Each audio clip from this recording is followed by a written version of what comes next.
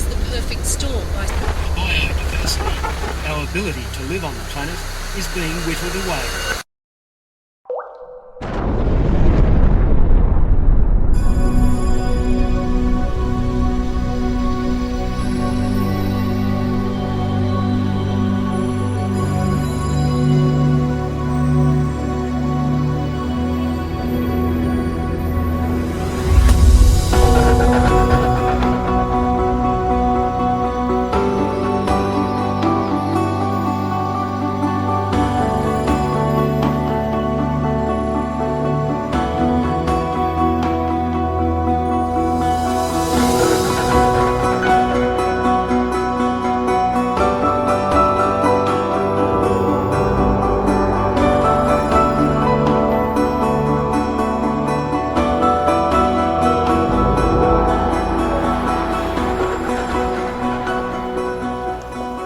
Who am I? What am I? Why am I here? How many times have you stopped to contemplate these questions? When you're on your way to work in the morning, how much do you notice of what's going on around you? What's going on planet Earth right now? Why is there so much pain and suffering? What's really real in life?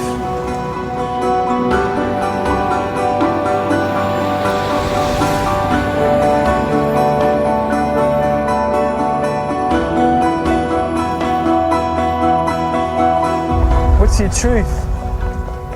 What's your highest truth? What do you really believe in? What stirs your soul? What is destiny?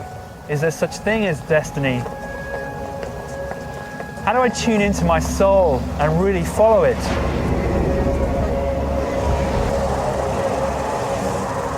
What is enlightenment? What is ascension? What is this journey that's been spoken of by the gurus and mystics for centuries? Well, this and many other questions we're going to be asking in this video. Fasten your seatbelts, Dorothy, because Kansas is going bye-bye.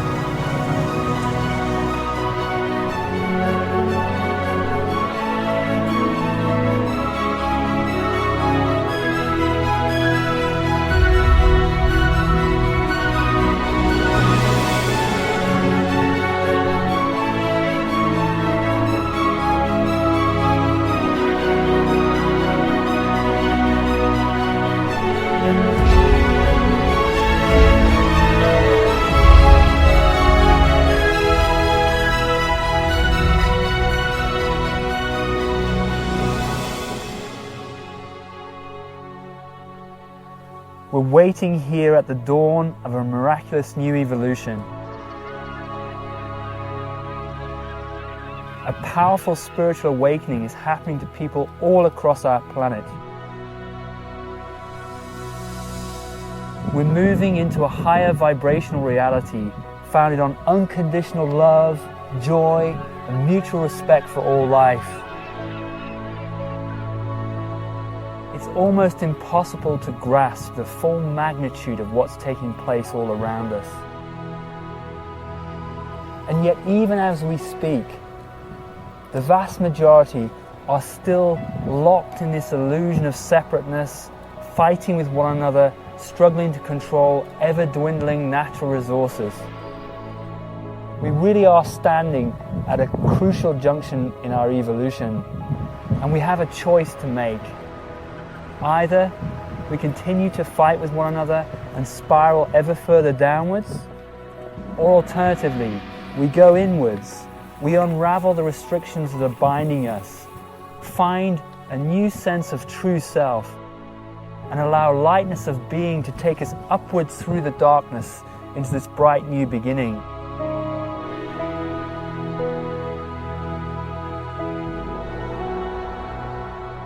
This documentary details from direct first-hand experience how to go inwards, unravel the restrictions that bind us, and access this higher paradigm, a heaven that exists here and now, all around us.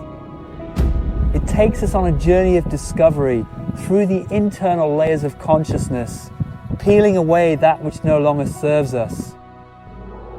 It provides an invaluable route map through the key transitions of our lives, through the 5 expansions of consciousness leading to our enlightenment and ultimately our ascension into the higher paradigm. Welcome to our new beginning.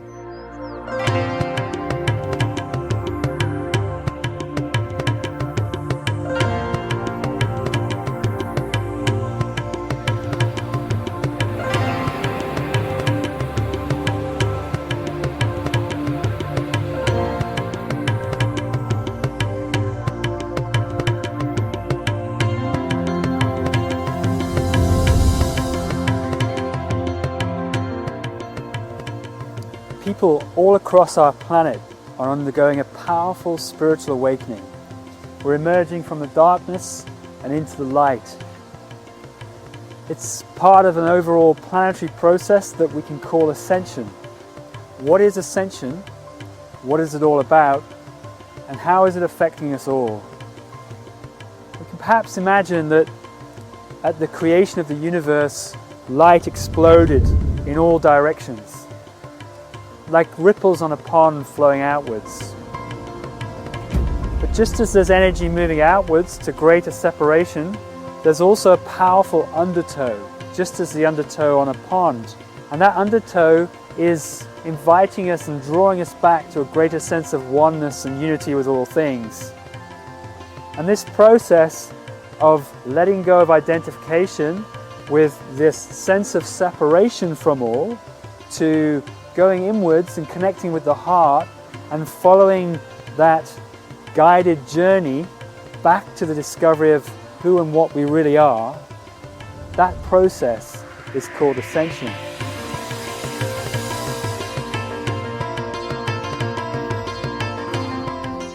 What you're seeing all around is you're seeing lots of people still identifying with the whole drama of struggling for survival, concerned deeply about global warming, poverty, famine, these kinds of things. And no one's saying we shouldn't be deeply concerned about those things that are happening on our planet. But in fact, they're also offering a mirror to see ourselves better and ask, who are we really?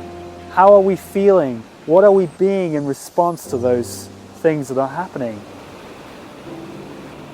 And when we start going inside and looking at who we are in response to all of that, it's then that we start to unravel the attachments, the distortions that have built up over countless lifetimes. And when we start doing that, we're taken through 5 key expansions of consciousness. Some know them as initiations. Initiations because some of these transitions of consciousness, our spirit, are very powerful indeed.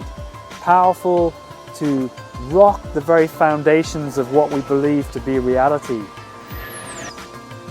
We create our world, our experience, and everything in the outer movie, if you like, of our lives by what we're being within. And as we start to transition these various expansions, we start changing and shaping the outer reality.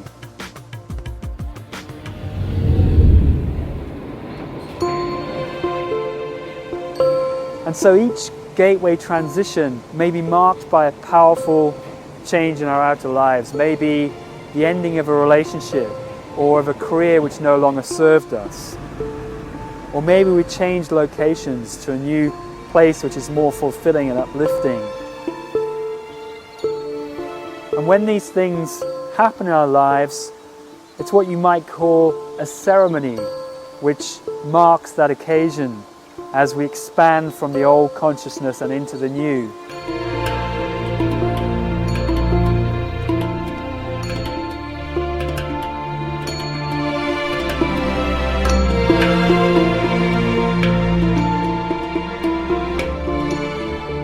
So now we're going to take you on a journey of discovery through the 5 gateways. But as we go there, please bear in mind that this is just a route map. It's not dogmatic gospel. It should be more considered as guidance, a mirror to your own unfolding as you walk the pathway of the 5 expansions of consciousness.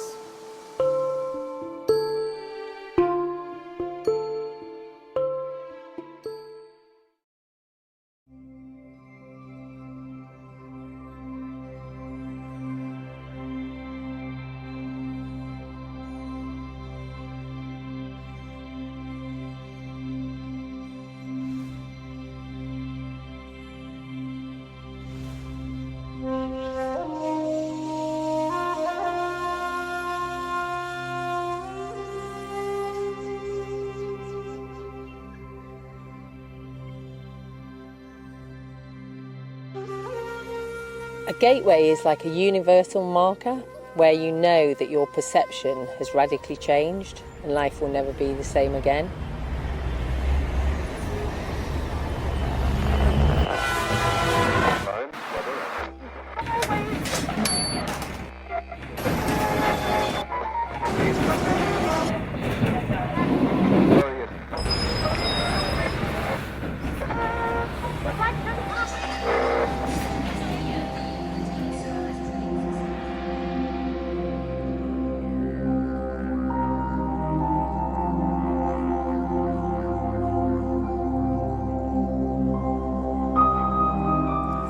We live in a society that seems perfectly configured to take us out of the experience of the true self.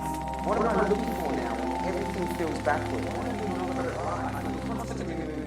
Constant distraction, noise, the media, newspapers, TV, radio, traffic, our careers, our friends, family, creating constant distraction which pull us out of the experience within and engage us in the drama outside. How do you deal with that? True pure. Take the red pill. Take the blue pill. I've taken my pill. True pure negativity. What do I do now? And what happens is that the soul, our spirit, gets fragmented into conditioned behaviors and fixed thought forms that we take on from our society. I feel constantly in alternate reality. And the soul gets dissipated into these fragmented behavior patterns. What do I do now? And we may live for many lifetimes in this way, constantly lost, constantly seeking something in the external drama, but never finding that illusionary goal which will give us a sense of fulfillment and joy inside. I feel like everything I know is wrong. I feel like everything I know is wrong. I feel like everything I know is wrong.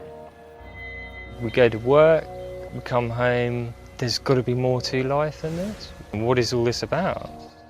I just knew something wasn't right. I was really depressed. I asked the question, who am I? What am I doing here? There's just been this yearning deep inside of me for the longest time. This feeling of isolation that I've had for practically all my life. I was probably about 14 and I was with friends in a shopping centre and I just had this moment of realisation. I just looked around it and I just had this real sense that this wasn't real and that there was something much further beyond that. And then one day, after many years and lifetimes of struggling and efforting, we might just surrender and give up. It might be sitting by a tree in nature one day when we see the sun coming down through the leaves and all of a sudden we feel something different. An interconnectedness with all things. You don't just see Mother Nature through the tired memories of our childhood. Instead, we actually feel the consciousness all around us. It becomes a part of what we are. And those experiences are typified frequently by a feeling of expansion, timelessness, awesome stillness, peace, maybe joy, sense of at one-ment with all things. And when these things start to happen, when we can truly feel are at one with all things, we know we're beginning to awaken to the unity consciousness which pervades all things. I could feel things that I'd never felt before.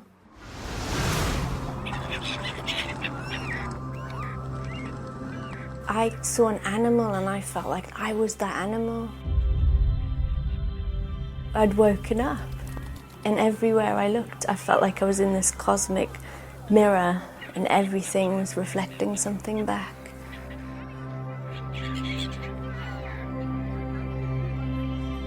There's this kind of complete relaxation and peacefulness as a constant background. And feelings of joy just arise spontaneously and frequently from the tiniest thing. It might be, the beauty of a flower or a bird landing on the windowsill. You notice the radiance of life. And in noticing that radiance of life, how could you possibly do anything to desecrate it? And when we can continually feel this sense of at-one-ment and joy, then it's a sure sign that we're stepping through that first gateway of expanded consciousness. And at that point, it's where we're becoming more the observer of life. We're kind of looking down on it. We're watching ourselves in our daily interactions with people, in our work, in our relationships, in everything that we do. And suddenly we realize we're not in the drama anymore, but we're up above it, looking through the drama. We've been released from it. We are liberated. That's when we're really stepping through that gateway. And it may well be marked by quite a powerful experience. It could be something miraculous that we notice.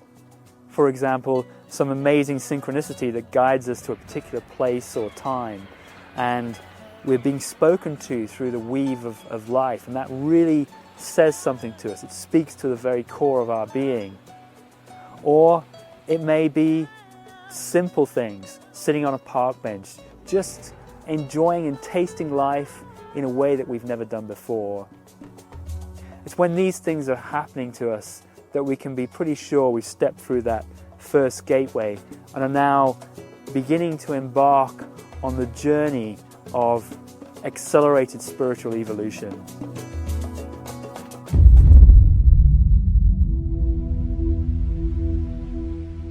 So what might we do to facilitate our spiritual awakening? Is there anything we can do to catalyze it? The key is to become the observer of ourselves in all of our interactions, in all of the things that we do, in our interactions with friends and family, the food that we eat, the clothes that we wear. When we're driving a car and someone is tailgating us, for example, how is that making us feel inside? So we can realize we are not the sum total of our thoughts, feelings, our beliefs. We are not that, but we are that presence which is watching all of that. And if we can extract ourselves and surrender into that heavenly place, then our awakening is likely to happen.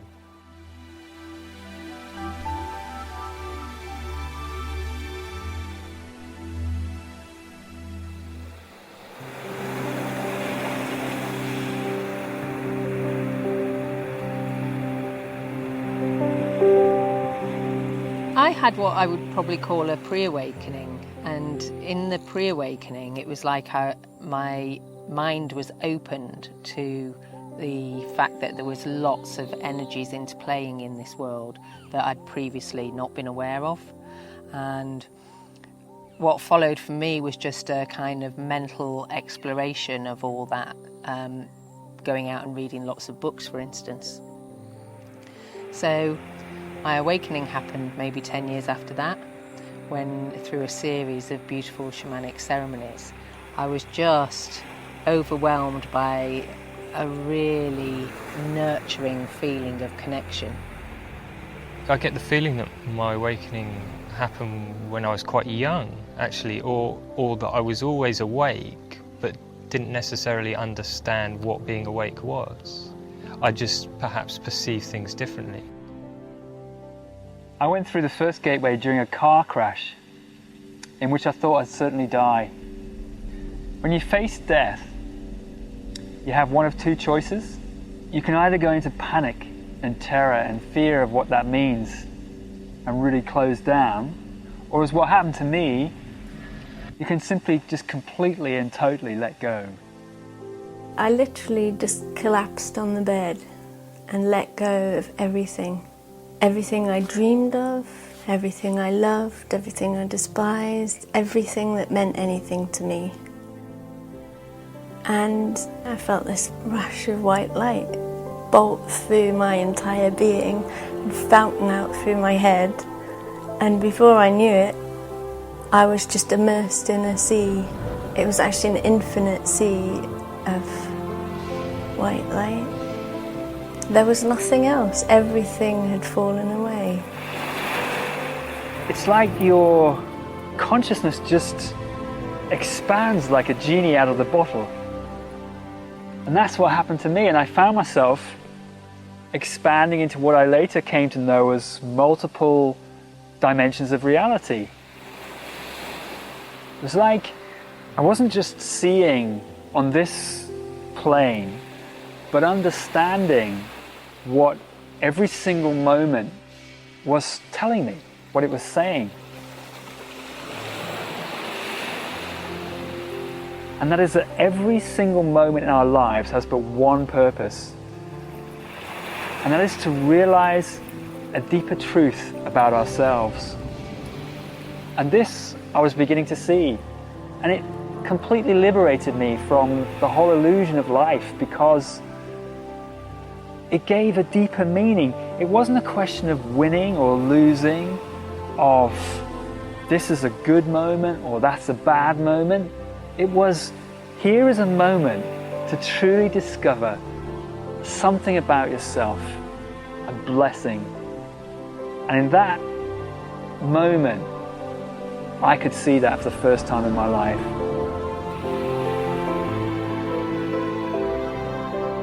I felt unity consciousness for the first time. I felt connected to everything for the first time in my life.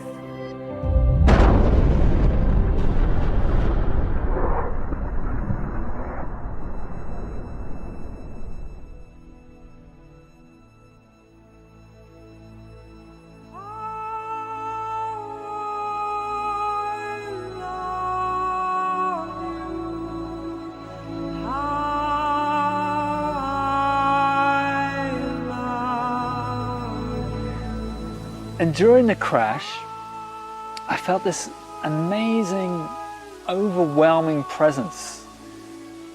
It was as if someone was sat on top of me with a big bucket full of unconditional love and just pouring it down, just kept pouring down this unconditional love. Now the funny thing is, I didn't know up until that point what unconditional love was. I'd not experienced in my life before. But there's a knowing when it happens, a knowing that must be intrinsic to us all, because I knew what that was. I knew it was unconditional love. And it was loving me just for me. It was loving the good, the bad, and the ugly. It was loving everything. It was almost like the universe came and just gave me this great big hug, and suddenly I knew what it was to be connected. And so in that crash, life changed irrevocably for me. From that point on, yes, I might have got lost in the drama a bit every now and then, but that memory, that experience, that consciousness was always there then to remind me just to let go and say, hey, come on, this is all just a game. Just let go and just experience unity with everything again. And so after that point, I never got lost for any real length of time again. That was my Gateway 1 experience.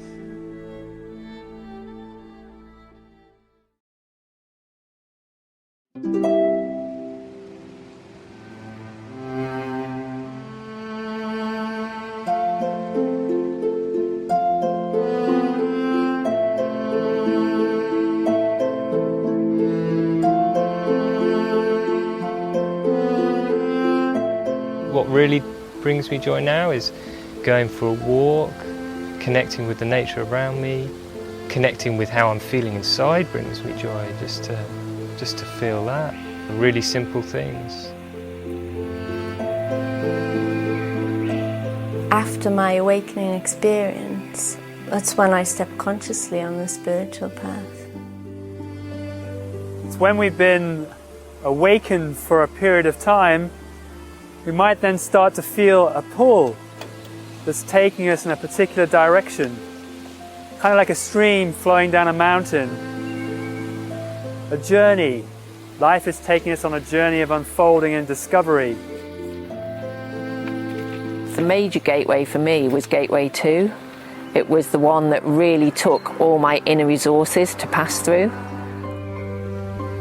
There was this massive realization that I actually had an enormous choice to make.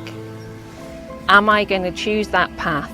Am I going to choose to live rightly in every moment, no matter what the consequence? I remember in my Gateway 2 experience that nothing mattered more to me than following the pull of my soul. And where is that flow taking us? Well, it's taking us to all the places where we get stuck.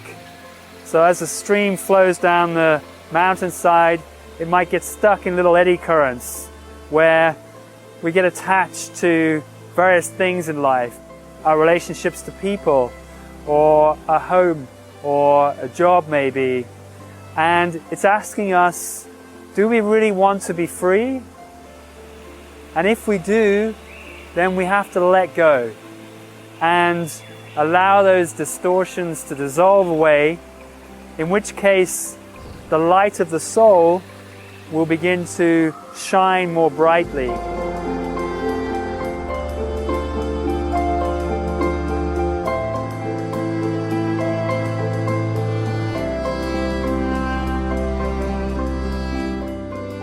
And what's happening is we're realigning from personality or mind-led choices in life.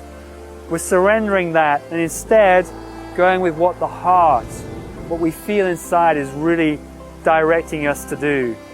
So this is called the realignment. It's just leaving behind everything you know and looking for something that you don't know if you'll find it. But there is a nice saying about going out on a limb because that's where the fruit is. It's going to take us into the heart of our deepest fears, because we have made a declaration to the universe that we're ready to allow our soul to flow so that we can truly be at one with all things.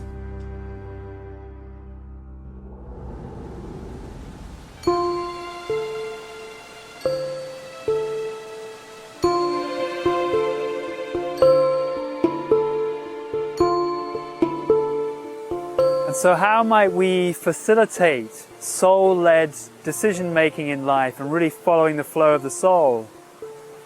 Well, it begins by giving time to those things that really give us joy in life, that really make us feel light and uplifted and complete and whole.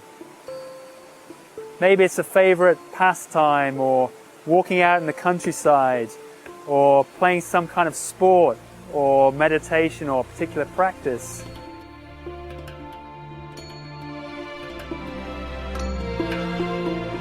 If you can find some space for yourself, be in nature as much as possible, take part in the things that just make your soul sing, the kinds of joy that lit you up when you were a child, then those are the things that will help you break apart all the conditioning and all the tightness that's been imposed on you.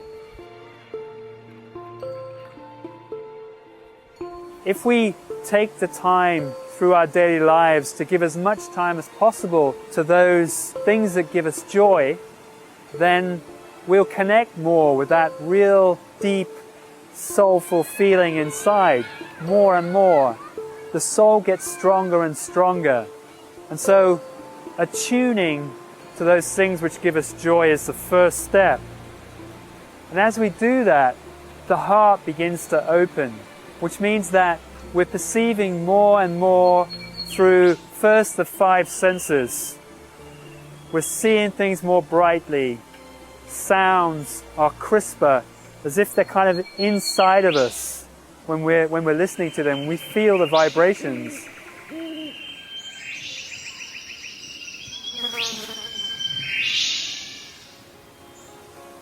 Smells are more intense, and the taste, for example, of food is stronger and more beautiful.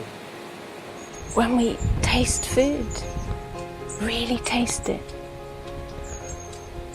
Notice scents, smells, fragrances around us. The sounds. We feel at a depth that we never felt before. The simplest thing becomes the most beautiful thing you've ever seen in your life.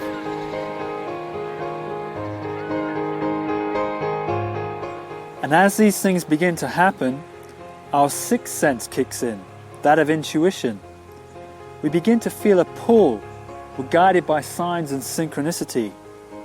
We're not quite sure what, why or how, but we know we have to move in a certain direction. And when we follow that flow, then what happens is it takes us into our tightness, the conditioned behaviors we get stuck in our lives.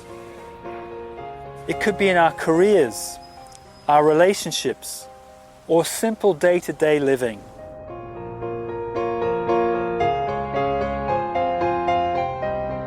We're creating an ever-changing mirror through that synchronicity, saying, this is what you are being now.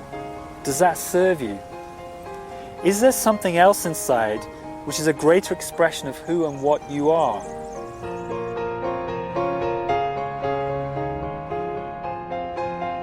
And so if we can let go of our tightness, relax, and hold that open space inside, then a more authentic gift of beingness will come through, an expression of the soul.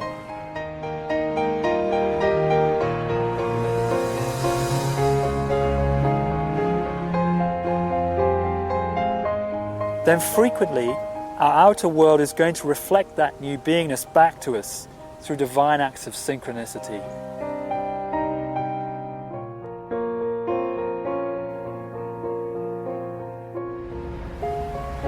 I think acceptance of whatever is going on around you is really key, because most of the time, well, all the time, whatever's going on around you is just there to show you something. All you're doing is looking for the message in what's going on. You don't need it to be a certain way anymore. It's a completely different way of being.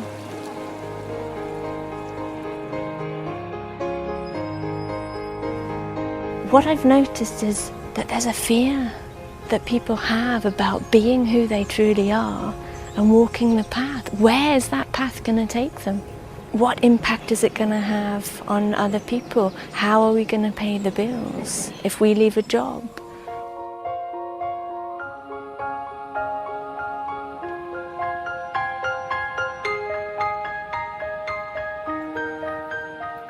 If you can make that breakthrough to a point where you'll say, I will surrender and give up all expectations of what's going to happen next and just take what comes, I accept it. If you can be in that space, it means you're ready to go through Gateway 2, even though you might be frightened. But if you're prepared to grasp your courage in both hands and say, I will take whatever comes, then you're through the gate.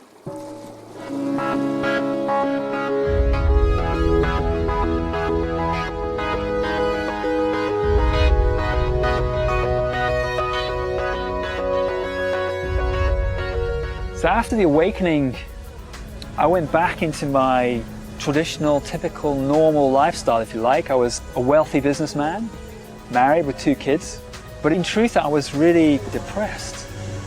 Although I was trying frantically to keep my head just above the water. But at the same time, I could see how people and how I myself was not living a life that completely fulfilled me, that completely allowed my beingness to unfold itself and express itself. I recall my gateway too as really the most challenging experience of my life.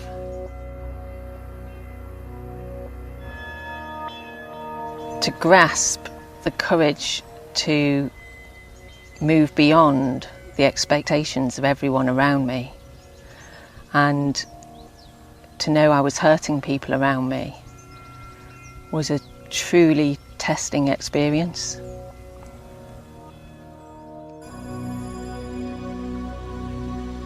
But I was in a job that didn't serve me. It didn't stir my soul. I was in a marriage that didn't serve me. And I remember feeling an energy welling from my soul, crying out, I am not going to do anything that doesn't serve me anymore. It was like I was being constrained and limited by the house, by gadgets, by electricity, electrosmog, by the food we ate, by the clothes we wore. All of these things were having a lowering, compressing effect on my vibration. And so I asked the universe, show me. Show me how to walk my true path in life. I couldn't live in both worlds anymore. I just had to fully move into the lightness. So I just had to move to that place of being free to be me. Being free to be me in every moment. And I was taken to Cornwall in southern England to meditate for a week on the cliffs overlooking the ocean. And I had this intention, and I found myself tightening and constricting again. And then something happened. I let go again. I realized what this is really all about, that it's really about your joy and following that which really makes your soul sing. So instead of having this intention, I just started following the pull.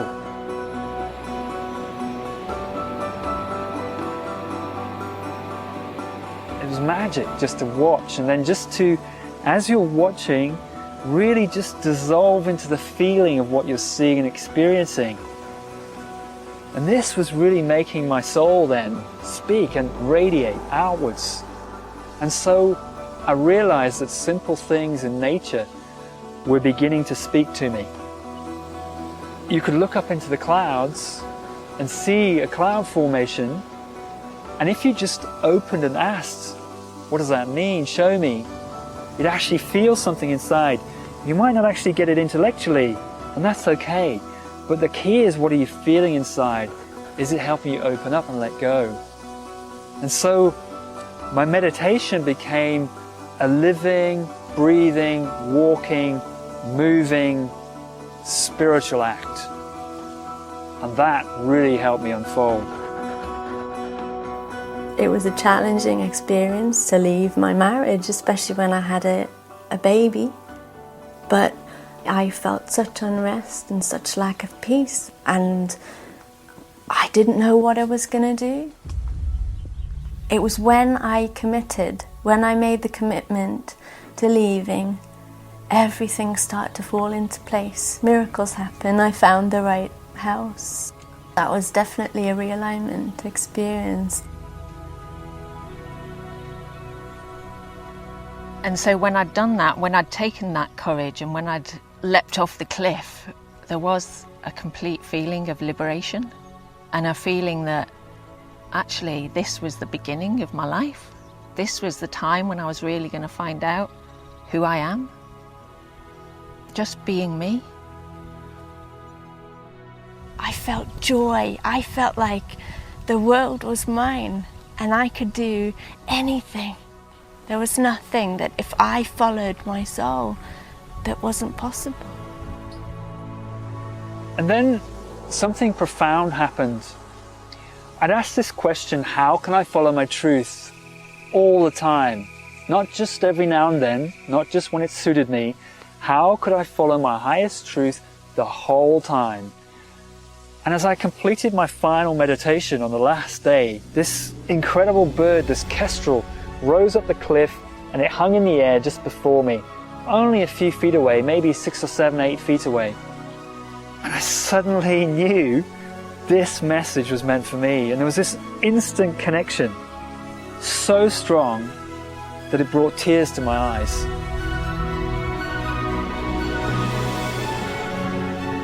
And what did I notice? I noticed that its head was perfectly still, and yet that its body angled under the wind coming off the ocean, subtly adjusting its feathers and its wings and its body to hold its head perfectly still.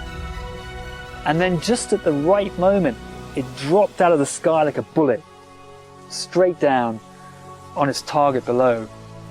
And I knew this was my message, and it was this: if we can be still in life, if we can observe and watch the drama, but not just the drama, watching ourselves in it, if we can do that and not be sucked in, then what happens is the heart opens.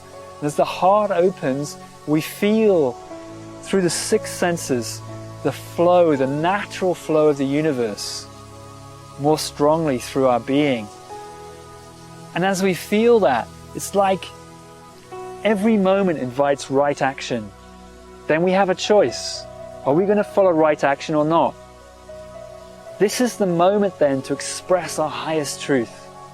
And if we hold that open space, then spontaneously truth will arise. That was my understanding of how to walk the path. And I made a commitment on that day that I would always hold that open space to feel what was right in the moment. My advice to someone who's feeling pulled to begin walking the path would be to take that next step, to find the courage and to keep walking.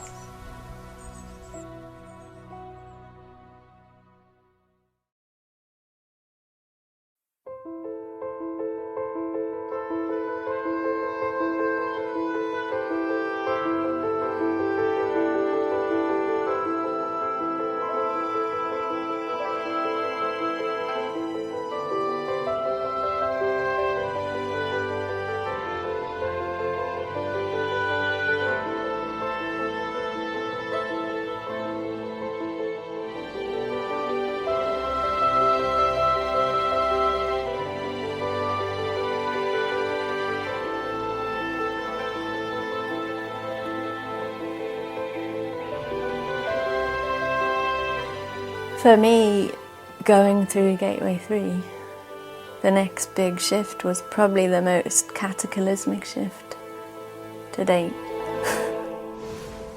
The Transfiguration is another powerful transition on our spiritual journey, perhaps even the most powerful of them all. Prior to it, we've been identifying with our inner child and our inner teenager identities, a false self which has been built up through the conditioning of our lives, our background, our parents, our friends, and society in general. And we've been acting through that filter, that false self. We're in the Transfiguration, and in the build-up to it, these conditioned neural pathways in the brain start to shatter. And as they do so, the seer arises out of the false self, just like a phoenix from the ashes. We're now riding the soul like a wave through the outer experiences of our lives.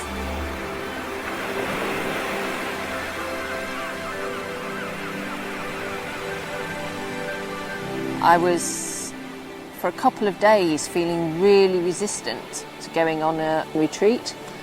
And I'd got to the point where I felt like I'm not going and I'm not progressing any further on my spiritual path, and I just don't care. And my observer's going, now that's very strange. Looking back now, I can really clearly see that that was like the death throes of my sort of persona that was still in there. desperately trying to hang on to running the show, you know, feeling that it was all just going to be broken apart. I'd felt a pull to begin to meditate. I lay down on the floor and let go.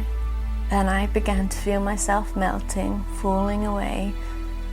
And then I felt a bolt of lightning shoot through my base chakra, all the way up through the chakras and out the crown of my head. And I felt that bolt of lightning 7 times. I became overcome with a paralysis and a complete numbness from head to foot and couldn't move. And I just went right into the experience, right into the centre of it, straight in and through. And as I went into this just really dark place and carried on through the darkness, suddenly it unfolded into a completely different experience. I was part of a vast ocean. There was no me as such, there was no body anymore. I was just completely part of it, merged with it, one with it. And it was just beautiful. Everything was just perfect. Bliss. The thing I remember was I looked in the mirror and I thought, who's that in the mirror? I'd built an identity since I was born. I started to question that, which did cause me a little bit of concern because I was attached to my identity. I felt like that's me, that's who I am. I don't want to let go of that. But in embracing everything, I felt an infusion of all that is, everything.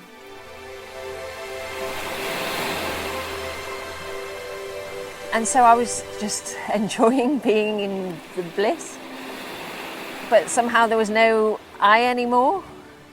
So I was kind of the experience, and then a really crystal clear awareness of that experience. And it was so crystal clear, I recognised it as being the seer. It was a colossal surge of universal life energy. I didn't understand that at the time. I didn't know what it was. This energy brought me to the transfiguration. So it can feel like a very powerful and sometimes destabilizing experience. But as it happens, it's really clear that something major has shifted within us. And we look at the world in a much different way now. We know beyond a doubt that we are at one with everything. There is no separation between us and what's out there. We are one.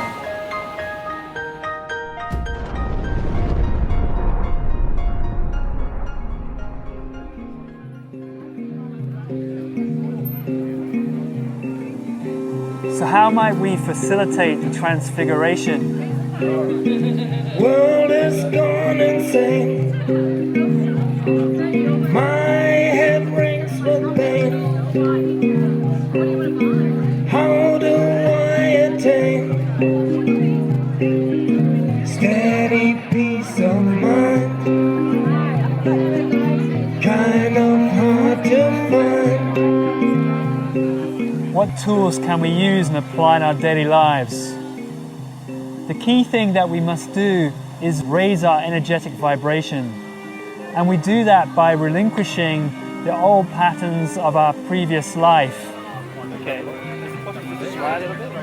So we'll confront many things. We'll confront our dietary habits, for example, the relationships that we might have, those key points that drag us back into the old sense of consciousness, the old identification. Wow. It's about purification, inner purification. The purification wasn't just about releasing attachments, it was about the activities I took part in, what I ate, the clothes that I wore. I changed my lifestyle. I was moved to eat a compassionate diet. I wear more natural clothing. I couldn't engage in chit-chat unless it stirred my soul, I wasn't interested in it anymore. What I would read, what I would watch, everything. Everything was part of a cleansing, deciding what to keep in my life and what to actually let go of. And that included people as well, you know, deciding how to actually spend my time.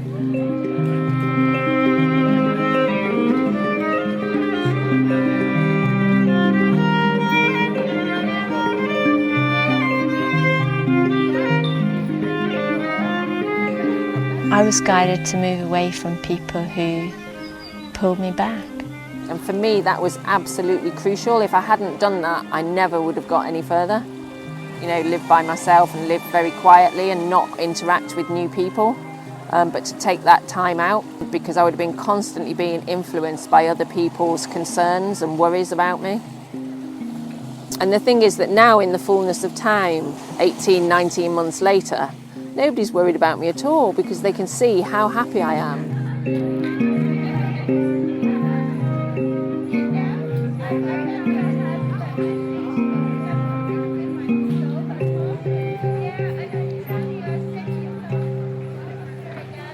It might also be that we wish to get engaged in particular spiritual practices, be it some meditative art or some body work, something that really gets us to go deep within ourselves and question the motivations for our actions in daily life.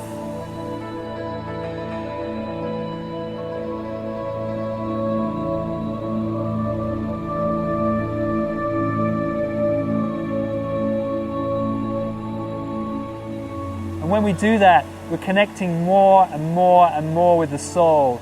It's reintegrating inside us. And there will come this point then when the balance shifts from the personality to the soul and the seer arises from within that dynamic.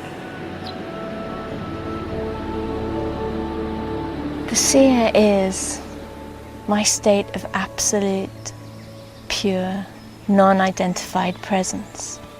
It's a state beyond all things, yet through it all, it's everything and nothing at the same time.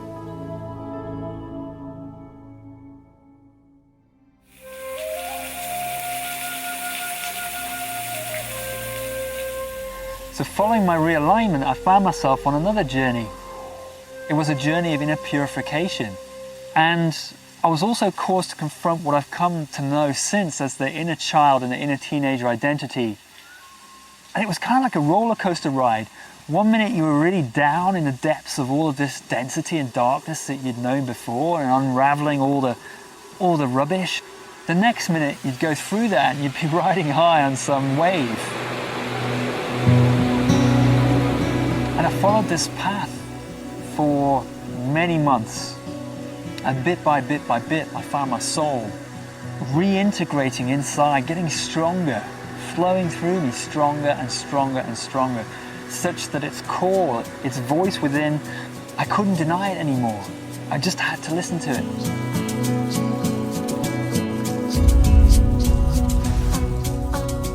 And then one day, it led me up onto a hilltop overlooking the farm where I worked.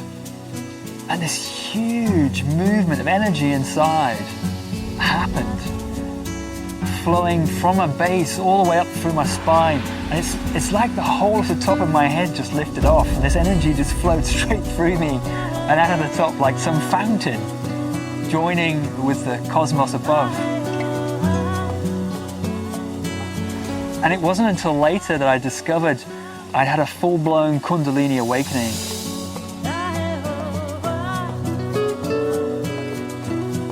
And with my Kundalini awakening came this amazing experience of what I can only describe as pure, non-identified presence. Crystal clear clarity that seemed to pervade everything. It was as though I'd become everything, nothing all at once. Amazing experience. And I remember walking around thinking, what's this? I'm moving a body. How am I doing that? It's like I'd just been reborn again. And, you know, my frame of reference for everything had completely shattered.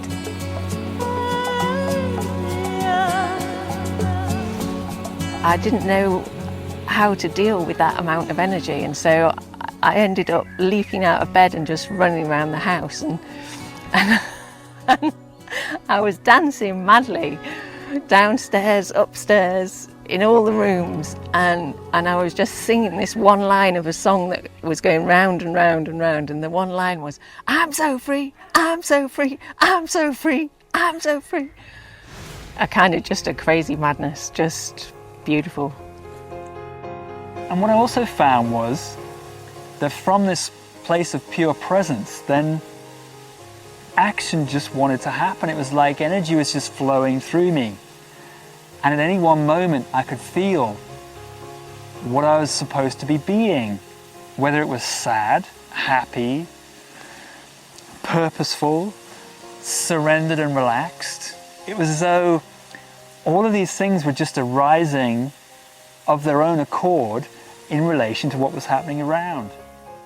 The childlike me is still very present because that's an innate, natural, innocent joy, and it's more able to be unleashed because it's not inhibited.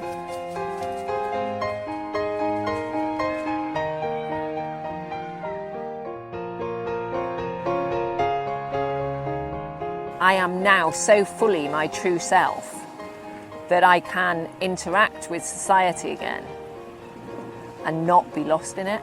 Because between Gateway 2 and Gateway 3, it's just there sucking you back. That's why I had to be isolated. But now, it can never suck me back. I'm ready for it. Bring it on. The trouble was that people on the outside world couldn't now relate to who and what I was now being. They'd known me a certain way, they'd expected me to be a certain way. But I couldn't conform to that anymore. That just wasn't real for me, it just didn't exist. And so for a while, there was this sense of dislocation from everything, from society, from people. But instead of identifying with it, I just let myself go into it and expand into it and keep looking for that new aspect of beingness, that new energy which wants to come through, and aligning with that. And that was my experience of being transfigured.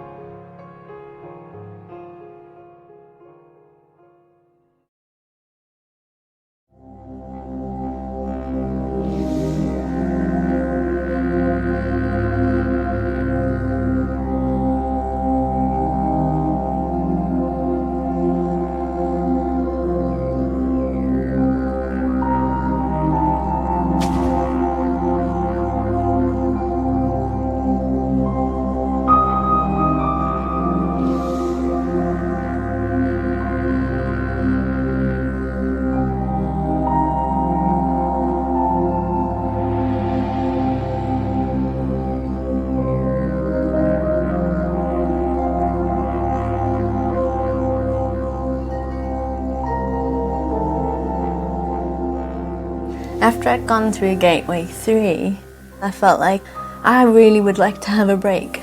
I'd like just to have a nice peaceful life. I was committed with every cell of my being to walking the path. And I began to have my first experiences of dealing with karma. As we've transitioned Gateway 3, the false self has been completely obliterated, and we as the seer have stepped out of the ashes. Now we are the non-identified awareness of all things. We've transcended the space between the spaces. And that experience is so profound, it's so amazing, that often a shadow might creep up while we're in that state and start to question what we're really experiencing.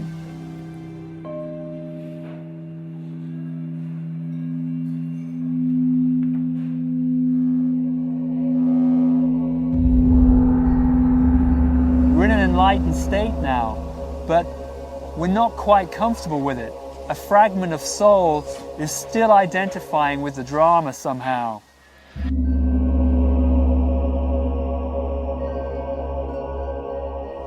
Alternatively, the experience may be so beautiful, so profound, that we wish to own that, and so a shadow identity may form around that experience. It's kind of like an echo of the nothing everythingness that we're feeling.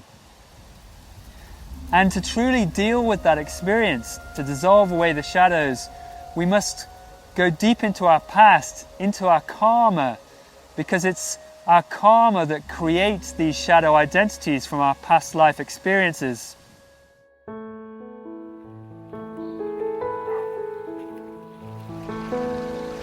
Karma creates the world around us. It creates what we see. It creates how we perceive ourselves. Karma is the balancing effect of the universe that allows me to know exactly who I am. It influences everything, yet not everyone is conscious of that or aware of that and in a place to process that. The kind of thing that might have happened in a past lifetime that causes us to get attached tend to be something quite traumatic, something that we struggle to come to terms with. Typically it might be the way we've been killed, a great loss. We may have lost loved ones in quite traumatic situations and things like that. And we tend to bring that with us unless we're able to be awesomely okay with that. We tend to bring that into the next lifetime and recreate that in a different way so that it gives us the opportunity to go into the heart of that and release ourselves from that attachment. The only way out is through. Well, it's this point that we really must surrender and trust in divine guidance, because if we do, divine guidance will take us on a journey, kind of like a labyrinth. We're taken through a maze where we confront twists and turns in our lives. It's in these places where the shadow is arising, and we must confront that. I had no previous knowledge of karma. It was a very, very testing time, and my understanding of the 5 gateways really helped me get through it. I was revisited by every insecurity I'd ever had in my life, and they all just came raining down on me all at once, and new ones as well. And it played out between me and people close to me. So basically an opportunity was being offered to let go of whatever had hurt me or harmed me in the past. To get to that point, I had to feel it again. So the overwhelming feeling at the time for me was just complete, utter and total abandonment. Just abjectly alone forever is how it felt. However, it's really just the opposite of knowing complete oneness with all that is. So to know one is to know the other.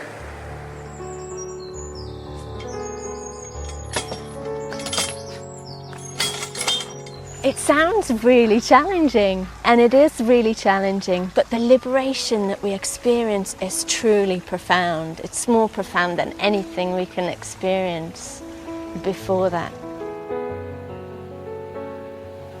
And so we might be taken through many incidents like that to dissolve this karma, which is why people call this transition the crucifixion. Till ultimately, the soul is completely reintegrated within us, and we are the seer of all things, riding the soul like a wave. We are centered in our truth. We are now completely enlightened.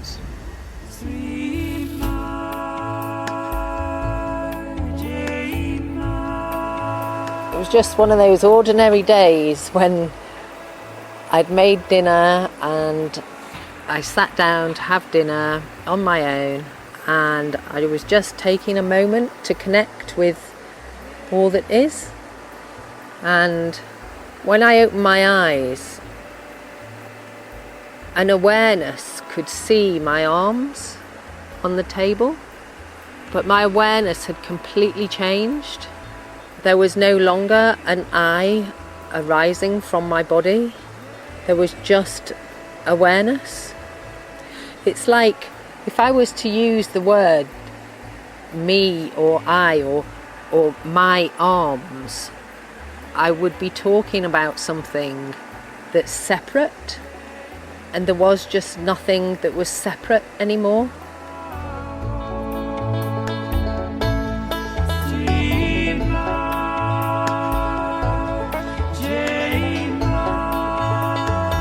So what are the tools that might help us through Gateway 4? Well, the first one is self-vigilance. That means to watch what we're feeling inside and watch our motivations for action. Are we behaving completely authentically, or is there still some hidden desire for an outcome in this drama? And if we keep watching ourselves with profound self-honesty, then we may also then trust in divine guidance that we'll be shown the way.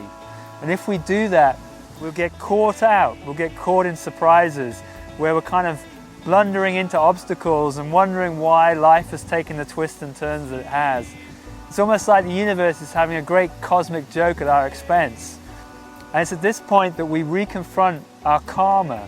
So we might be looking for essences of past life experiences. Maybe we don't quite know why we're feeling the things we're feeling, but they are coming up. And it's recognizing those feelings, honoring them, really attuning to them, not trying to avoid them or sweep them under the carpet somehow, but letting them wash through us fully and becoming awesomely okay in that.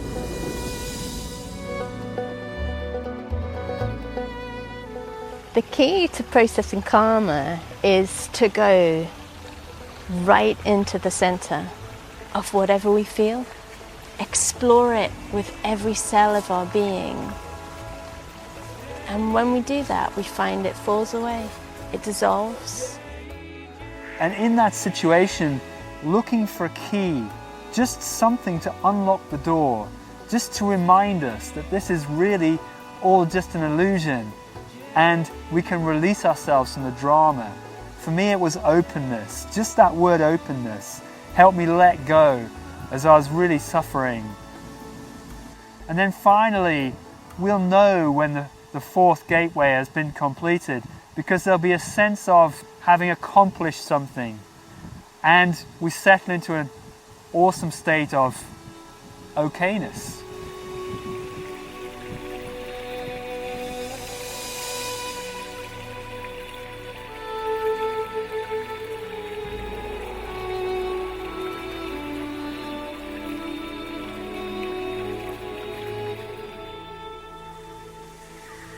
With the Gateway 4, what I found now was that I was getting deeper and deeper involved in spiritual work. If you look in the patterning of the two jobs, if you look at what went on, it took me a long time to realize that there was a little fragment of my soul which was beginning to own that experience, that wanted it to be, that was pleased, if you like, at the progress I was making, that wanted an outcome.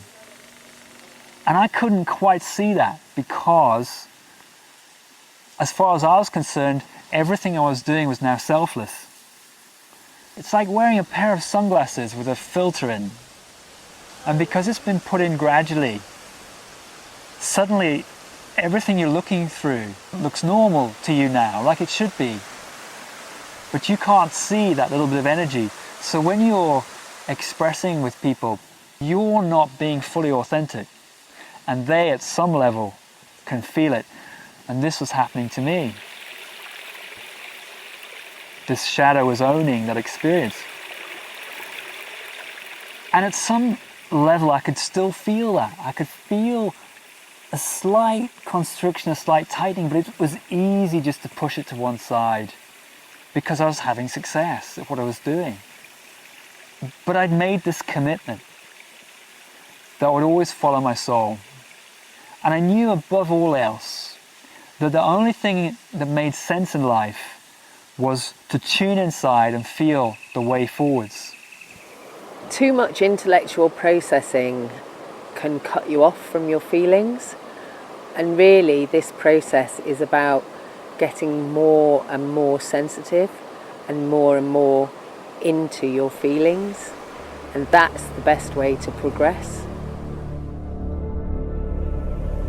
And so eventually it took me out into the desert to a whole bunch of experiences that really exposed for me the fact that there was a little part of me that was wanting and owning that selfless service. And I came to understand that this was because of my karma, that in a past life I was a spiritual teacher and had been really successful and had owned that success. And that was the karma I brought forward into this life. And so I was caused to confront it again, the sense of needing to achieve something. When we go right into the heart of our karma, we find the eye of the storm. We find a serenity and a peace. And we see that we're not that. We are not those experiences. Those experiences have simply been there to show us who we truly are. And as I could see that through this very powerful sequence of experiences, it left me in the desert, in the baking sun with no water, thinking I was going to die yet again.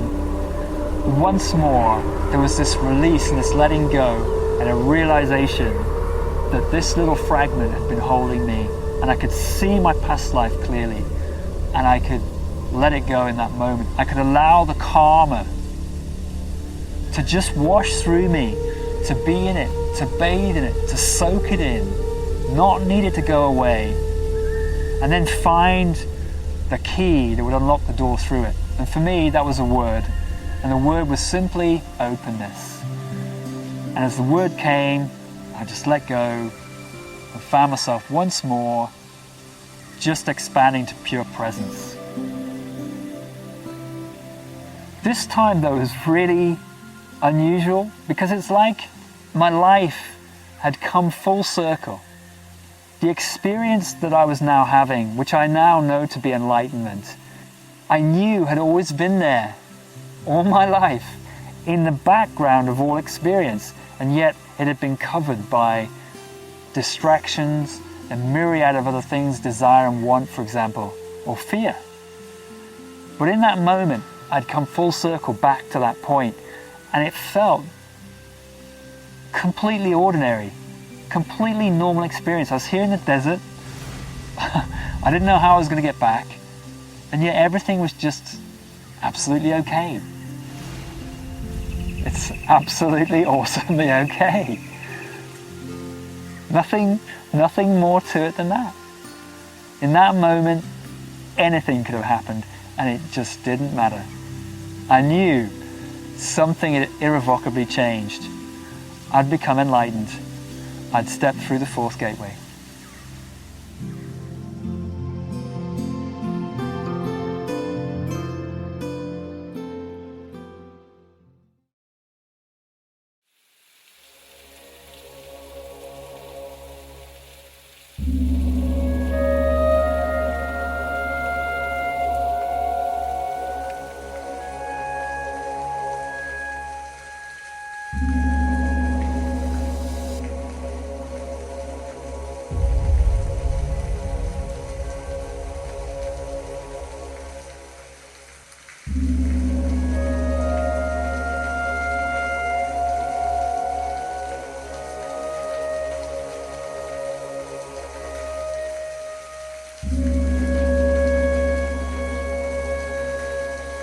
The primary vehicle of expression in this plane is the physical body.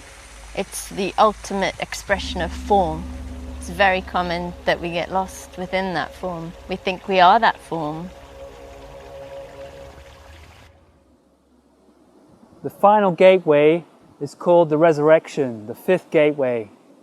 What is this all about? What am I looking for now when everything feels bad? Well, in our earlier part of our journey, as we've been identified and kind of lost within this external drama, then the full complement of human skills have really closed down. We don't just have one body of expression, we actually have 7. And they range from various essences of consciousness, from physical through to energetic and etheric, spirit light body, for example. And many of these have closed down as we become so identified with the physical body. Well, in the fifth gateway, the soul is allowed to flow freely, and the soul will now finally enter all 7 bodily vehicles of expression. It will cleanse them, it will purify them, reactivate and re-energize them.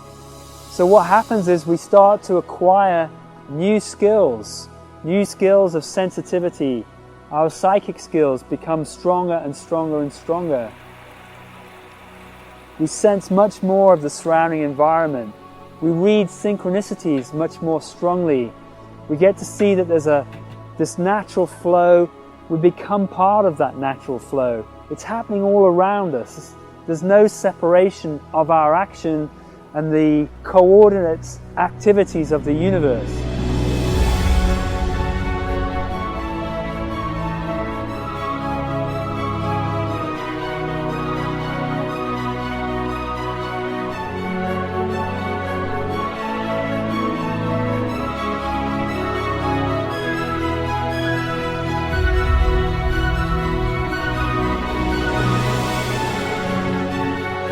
There's one symphony, one beautiful orchestra happening, and we are in the center of that.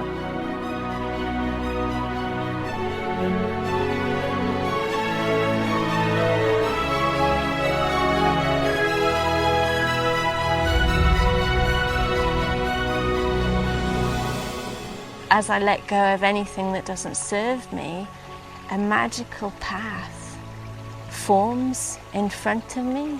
That's far more magical than anything I could create with my mind. I'm creating in harmony with the universe, and everything that forms around me is divine.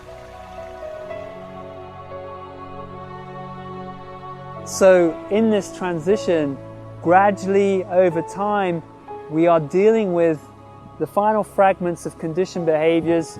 We're no longer lost in them, but we will reactivate them. So for example, if we've had attachments in the past in relationships, it may well be that our beingness manifests a partner that's very close in our vibration, which brings out those distortions in us.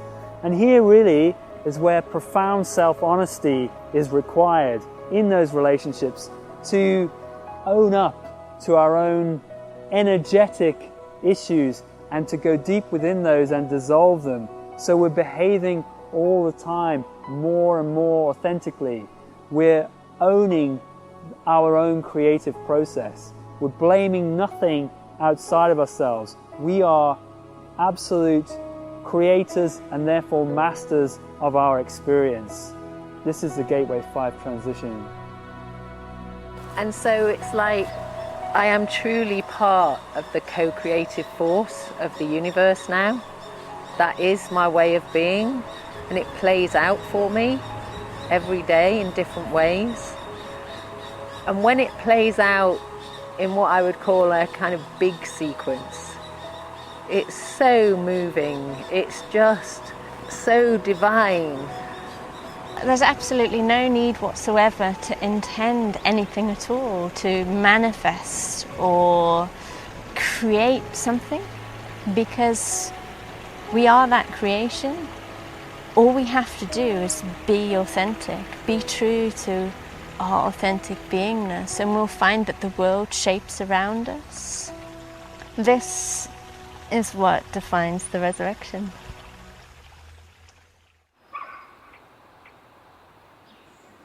So how might we facilitate our resurrection? It's likely that we'll be taken into everyday circumstances to experience this, and sharing with our friends, family, partner maybe. And the key here is to recognize where the fragments of distorted behaviors might creep back in. The key is to place your awareness in it, and to open and relax will allow those distortions, those final fragments, to dissolve away.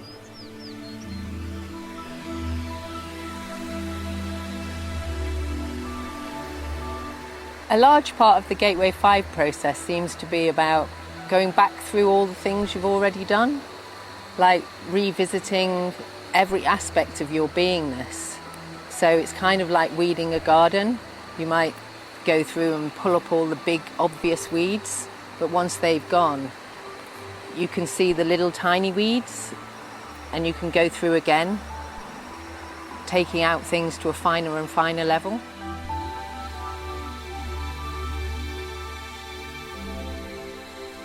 At this stage, it's likely that we'll become much more aware of an unfolding divine plan and our part within it. And the key is to really surrender into that role, surrender into that plan, and recognize our role as light workers and be a positive force for change. It's our purpose here to bring in light, to help others to see the light within themselves and really magnify that and glorify that for everyone else, in which case we raise our collective vibration. When we're in Gateway 5, the purpose is to allow our authentic beingness to infuse into this world so that others may see that inside of themselves. And if we do, we'll find that a whole array of different talents, of different gifts unfold naturally as aspects of our soul, which is now fully liberated and has these wonderful vehicles of expression through which to speak and act. So these are really the tools to help us facilitate the final gateway. We become at one with the divine plan to the point where we realize that we are the divine plan.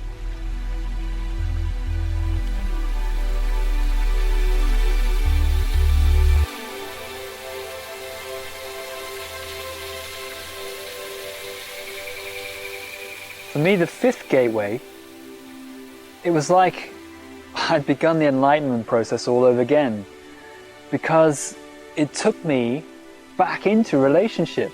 I'd come out of relationship much earlier in my journey and felt that this was it, that I'd always be on my own, a monk, a celibate monk, and I was really happy to be in that space, have my own life, my own way of living, but it just wasn't to be. You know, whatever we may hold as some kind of intention, I've come to realize the universe will just blow apart.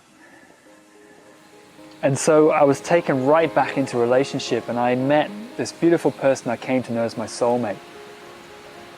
But you know, the interesting thing about a soulmate, it's not like you waltz off into some beautiful sunset and everything is happy ever after together. That's not what being with a soulmate is all about. What happens is you're looking into a mirror, and you're looking into the mirror the whole time, and nothing gets through that mirror without you seeing yourself and seeing where you get tight or your field closes down in some way because of old patterns, still fragments, just remnants of old patterns and energy that's in your field. Maybe because you were selfish in relationship, for example. I want to get relaxed. You're not getting engaged in the drama, are you? You sure? The outcome doesn't matter. And if we go back... So I found myself confronting all of this tightness, and what was happening was, all the while I was expanding and opening new channels of beingness and action, and multi-dimensionality. So it was like you could read continually the deeper meaning behind all events and circumstances, especially those events and circumstances that made you get tight. It wasn't like some, you know, magical wonderland. It was continually confronting the tightness, like hammering a nail into the wall and banging your thumb, or trying to put wallpaper up, or digging the garden. Do you get tight around those things or not? And they all spoke. They all had a deeper meaning. And you could feel all the time this natural flow in and through those events. So when you come to a place like this, a beautiful place, an expansive place, it's now like everything is speaking to you. The birds, the insects, the trees, the rocks, they come alive. And you are at one with that. And you're feeling that the whole time. Your undeniable place within it. It's like living your life surrounded by miracles the whole time. It's like when you were little and the world felt magical, and then somehow that all faded away. And now it's like that's reclaimed when every little nuance of life speaks to you. Every petal, every flower, every bird, every cloud, anything that can carry a message. When that's speaking to you all the time, life is truly magical all the time. So now we're being fully multidimensional. We're connecting and communicating with life on multiple planes of existence. The full complement of the 7 bodily vehicles of expression are now open and activating and working positively for you. That's the full-blown 5th gateway experience. And now we are liberated, we are free to continue our path onwards and forwards into higher realms. But it may be that we choose to stay, or we're given to stay. It's our destiny to stay, to help others on their journey of unfolding. And for me, that's what's happened until it's my time to move on.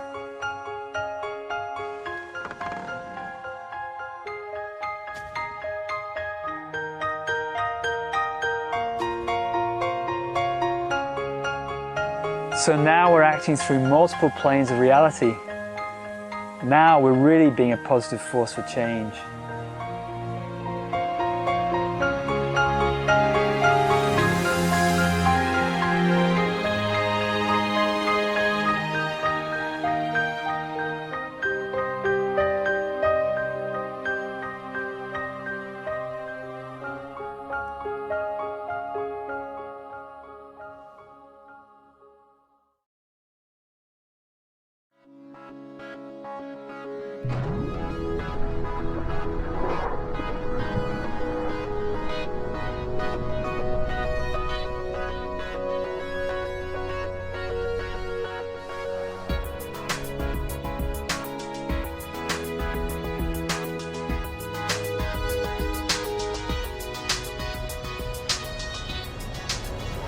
They say that it's always darkest just before the dawn. We really are waiting at the crossroads of a new evolution for mankind. Many are still stuck in this reality, in the old world, the old values, the old existence that just doesn't really serve us anymore. And there are others who are going inwards and saying, there must be something more than this. And I can tap into that when I really peel away that which doesn't serve me and access my true human beingness. We each have gifts that we probably never dreamed of. And if we step through these 5 gateways that we've outlined in this film, then we really can access this new heaven all around us here and now. I used to think that enlightenment and ascension were just for the occasional spiritual master that passed through every now and again. But what I now realise, it's actually the natural spiritual progression for all of us.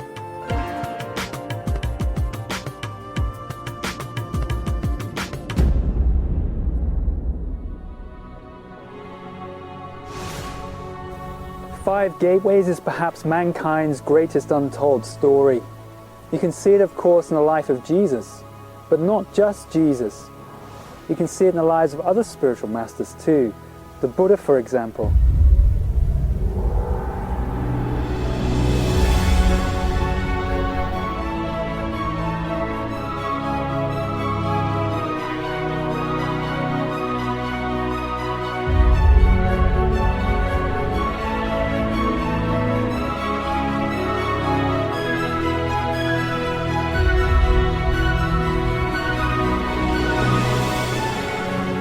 Now the time has come to dust off the pages of history, to open our minds and open our hearts and look at the story from a fresh perspective.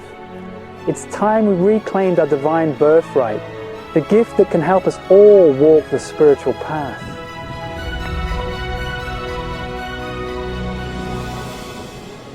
That, to me, is the message of the 5 gateways. So as you walk the path, each learning is really integrated into your being. Understandings just drop into place. Concepts actually become knowings. There's something inside of me that clicked, and it feels like I don't have to sort of struggle and effort to be on the path, because by just surrendering and relaxing and, trusting in what's happening, it feels like I am on the path. Stuff's going to happen, and I'll just have to deal with that. That's okay.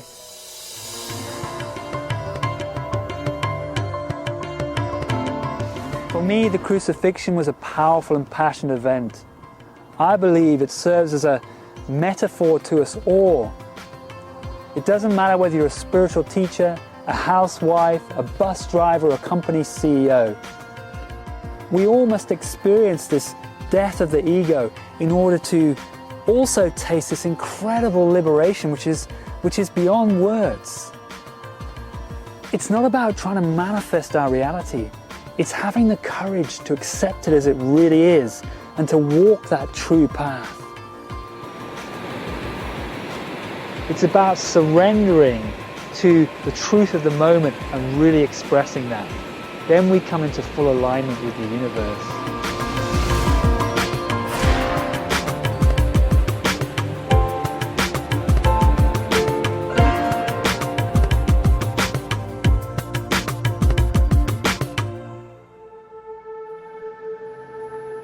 We create our reality by what we're being within.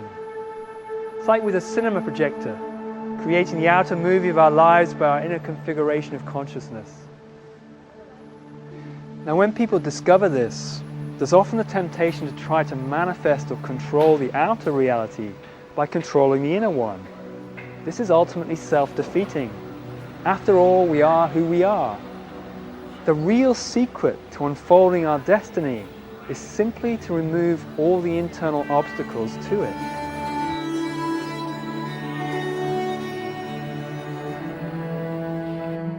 Coming from the place of mind-led intention rather than the soul, it's created a world of chaos, a world of conflict.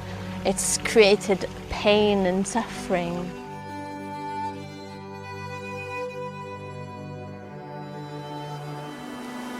We're not living in one world but two. The lower world is based on a system of inequity and injustice. It's a world of have and have not, of rich and poor, of profit and loss, of winner and loser.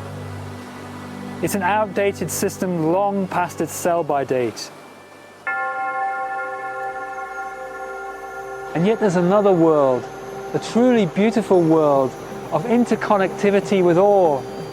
It's where all life is cherished and respected. It's where we receive with one hand, and with the other we give in equal measure. It's about spiritual enrichment and continued human evolution.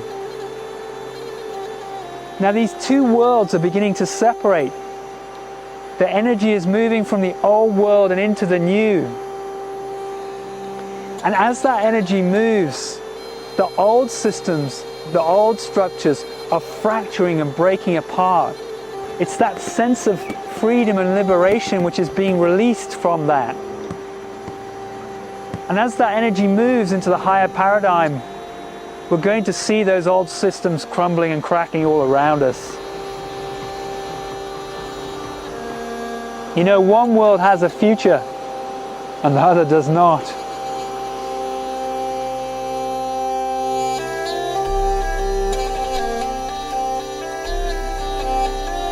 I feel like I interact with the third dimension, the kind of construct that is our perceived way of being these days. But I'm not of it anymore. I'm no longer part of that. I feel much more aligned with the fifth dimension. I know I'm ascending. That is my reality. Poets, authors, painters, they've all tried to capture this, but can never really justify that amazing sense of completeness and fulfillment within. There's something here in this feeling that this is what I've been searching for. I don't now feel alienated. I feel like there are people out there who are experiencing it, and lots of people are experiencing this. It is an awakening. It is like being unplugged from the matrix. It is a new knowledge. I've come home. I can identify with people. I don't feel like a freak anymore. I found it. Now I'm definitely walking my own path. I'm going in.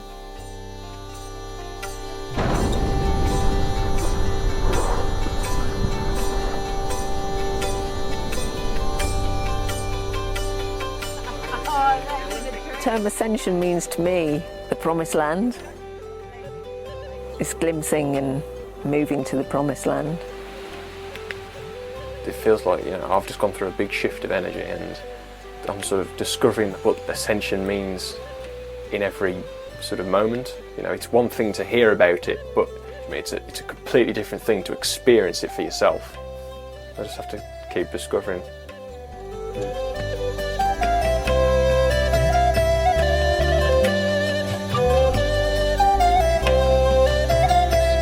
Ascension means going home. To me, ascension is moving my centre of consciousness from the third dimension to the fifth dimension. And I feel like there are lots of people who are responding to the call within their soul.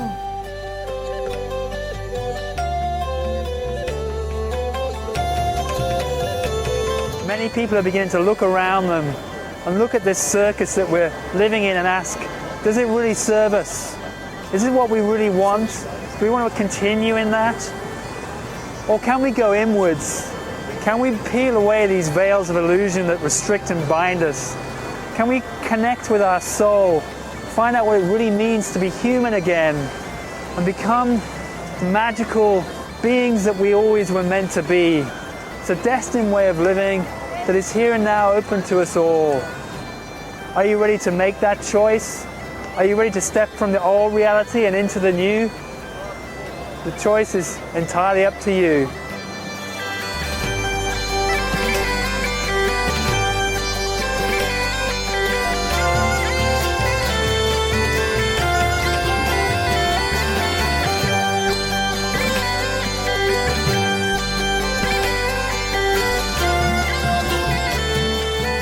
There is no better way to be alive. I wouldn't give this up for anything. It's just moments of utter joy and perfection and happiness and wonder and awe, and you know, you live your life with the icing on the cake.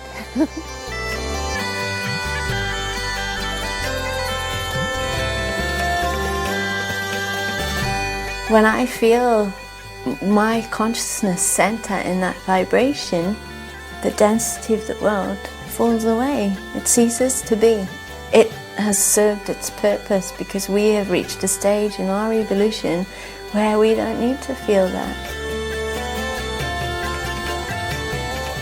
We look with something that's beyond these eyes, so we look with the soul. We communicate with absolute authenticity. There's nothing but profound honesty with ourselves. But there are no shadows. There's a transparency. A love beyond anything we can really experience in the third dimension. It's like a big, loving, cosmic embrace as a way of life, where all our needs are met. The energy exchange doesn't even come into it. There's just isness. We just are. We just flow. There's just a flow.